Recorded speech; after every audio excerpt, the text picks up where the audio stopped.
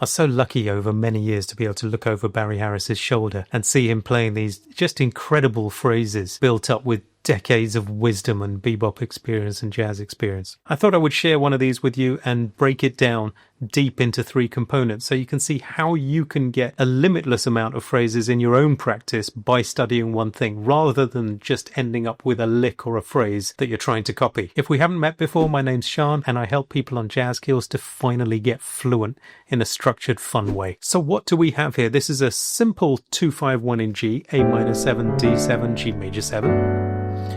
And we have 3 distinct components. I believe if you can start thinking about components in your improv, then it really frees you up because you can work on limitless components and they blend into each other and join. So first thing we have is some chord notes on the A minor 7. So it's really an extension of A minor 7, this chord. And all these chords go up the G major scale, right? So in workshops, he would have us practicing things like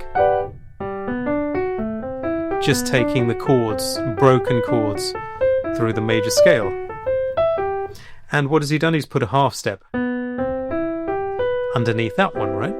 But then what we should do, if we know that,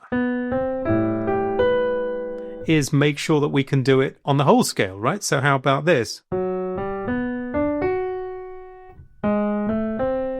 Time-wise, what's really interesting about what Barry did there was he said 1, 2, 3, 4, and 1, and 2.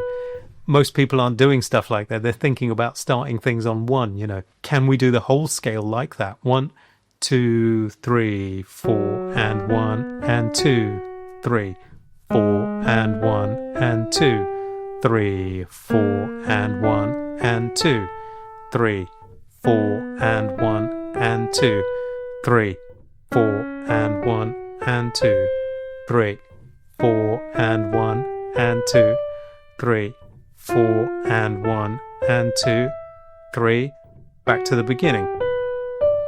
And you've got to do things slowly enough to actually get them down, because most people will rush through it and then make mistakes. I feel it's much, much better to slow down and be correct every time if possible, or most of the time. As I often say, there's a reason why they'll never let you hold a gun wrong in the army. You can't say, no, if I wake up at 4 o'clock in the morning to gunfire, I'll hold it correctly. Well, you won't. You'll react to your training. So your training should be correct every time. Don't go for this thing as just play it wrong a million times and then the last 5 are correct and you think, oh, I got it. And then as soon as you're in a stressful situation, it falls apart because you react to what you did most of the time, not some of the time. Now, what happens on the D7 in this phrase is really beautiful. It comes from the E flat minor 6 inverted, which goes well over a D7. I talk about that elsewhere, so I won't go into that here. But what he's done is surrounded that B flat and then gone down for the D7, right? So far we have that surround from the previous notes, half step above, half step below, is just beautiful. And that whole thing is beautiful. So how can you make this something in your playing that is more than just copying it? Well, one thing you can do is find different ways of approaching it. So we know we need 4 notes. 1 and 2 and, at least from the beginning of that bar, right? 1 and 2 and 3.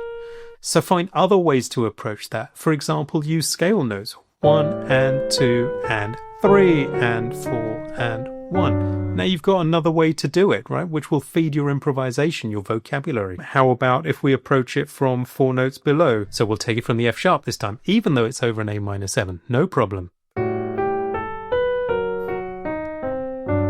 In fact, 2-5 just means 5. You can do things that you would do on D7 over the A minor to D7. How about this? So we get a triplet in there. 1 triplet, 2 and 3, and we've maintained this surround, half step above, half step below, which is particularly beautiful.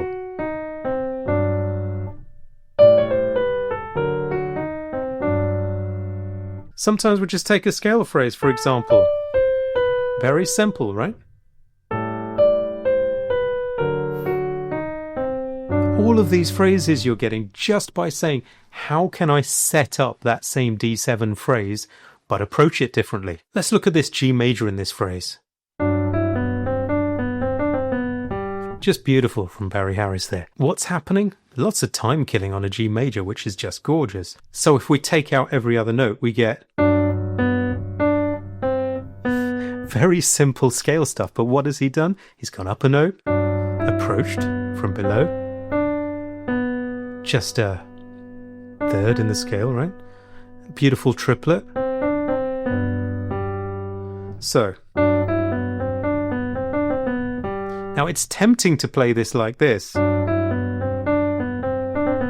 which you can do.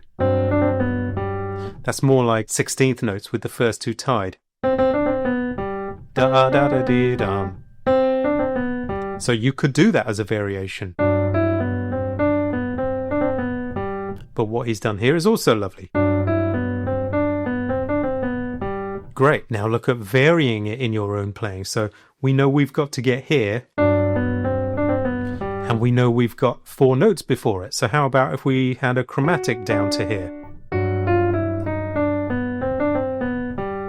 Great. How about these are from my rules of third system, by the way, that I teach on JazzSkills, but I'll show you that was a descending chromatic major.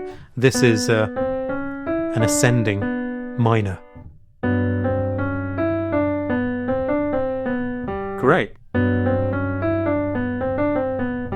If you want to skyrocket your improv and get fluent in the language of jazz in the first place, come and see us on JazzSkills.